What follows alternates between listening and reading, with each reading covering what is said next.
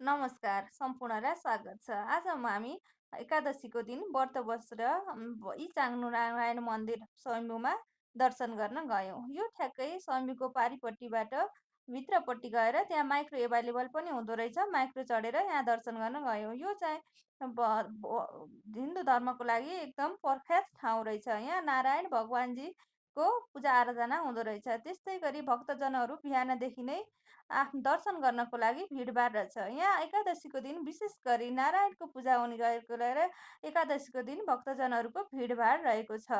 हामी पनि बिहान उठेर त्यहाँ गएर दर्शन गऱ्यौँ र फर्केर आयौँ। आउँदाखेरि हामी हिँड्दै आयौँ, रमाइलो पनि भयो।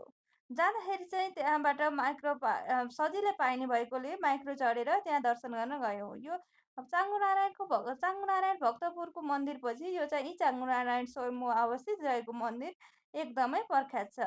हजुरहरूलाई नि यस्तै जानकारी चाहिएमा हामीलाई सब्सक्राइब गर्नुहोस्। Thank you everyone, have a good day.